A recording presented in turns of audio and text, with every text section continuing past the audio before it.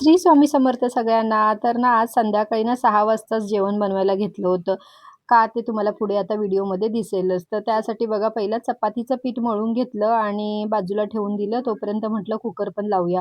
एक साईडला इकडे दूध पण बाबूचं गरम करायला ठेवलं होतं आणि ते थंड करायला ग्लासमध्ये ओतून ठेवलं. तोपर्यंत हा इकडे आपला पराक्रम रोजच्यासारखा करत होता. एक टोप घेऊन आला होता. त्यामध्ये जे आपलं सगळं मेकअपचं म्हणजे प्रोडक्ट्स होते ना, त्याचा पाऊच खोलून तो त्याच्यामध्ये काहीतरी करत होता. म्हणजे तो काय असं खोलत वगैरे नाही, फक्त त्याला ते इकडून-तिकडे करायचं असतं. अ, आणि त्यानंतर मी त्याला ओरडत होती, की "काय करतोय हे? काय करतोय?" म्हणून. तर ना लक्ष देत नव्हता आणि नंतर बघा किती नाटकी करून दाखवत होता मला. असे डोळे-बिळे हे करून दाखवत होता.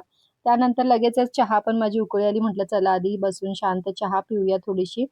त्यानंतर आता संध्याकाळी जेवण लवकर बनवण्याचं कारण म्हणजे एक तर मला हळदी-कुंकूला जायचं होतं आणि दुसरं म्हणजे उद्या मार्गशीर्ष गुरुवार, तर म्हटलं सामान पण आणायला जायचं होतं उद्याचं. त्यासाठी रेडी झाली आणि आधी दिवाबत्ती करून घेतली आणि लगेचच हळदी-कुंकूला जायला निघाली. चावी पण घेतली होती गाडीची, कारण डायरेक्ट इथूनच जाईल म्हणून.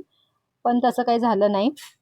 हे बघा इथे हळदी-कुंकूचा कार्यक्रम होता आणि इथेच ना बाजूला आपल्या स्वामी महाराजांचा मठ पण आहे. तर हळदी-कुंकूचा कार्यक्रम झाला. आता मठामध्ये पण जायचं होतं. म्हटलं चला जाऊया. तर ते सगळं कार्यक्रम झाला. घरी आली आणि वाण वगैरे जे दिलं होतं ते वर ठेवलं आणि आधी गेली मार्केटला गाडी घेऊन. तर मग इथे सगळं आधी एक ताई इकडे अलीकडेच बसल्या होत्या. त्यांच्याकडेच सगळं घेतलं. भाजी हे जे काय आहे, फ्रुट्स वगैरे आणि वाटाणा एवढा हिरवागार छान दिसत होता ना, तर ₹80 किलो असा होता. तर तो पण घेतला. सगळं घेतलं आणि घरी आली. घरी आल्यानंतर समर्थ तर माहितीच आहे तुम्हाला, की मी कुठे गेली तर वाट बघत असतो.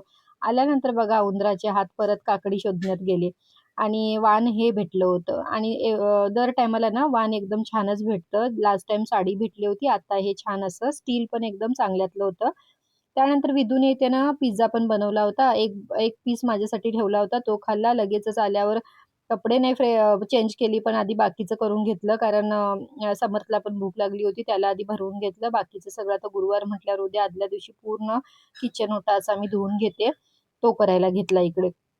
असं केल्यानंतर मग दुसऱ्या दिवशी सकाळी ना आपली थोडी कामं पण हलकी होतात आणि त्याचसोबत जे दुसऱ्या दिवशी मला हे देवाच्या पूजेसाठी लागणारी जे कलश वगैरे असतो ना, तो मी थोडा आणि समया वगैरे थोड्या रात्रीच्याच घासून ठेवते आणि दुसऱ्या दिवशी मग परत एकदा अंघोळ केल्यानंतर आपल्याला हात एक मारता येतो त्याच्यावर, म्हणून असं करते. नाहीतर दुसऱ्या दिवशी खूपच टाईम असा हे होऊन जातो.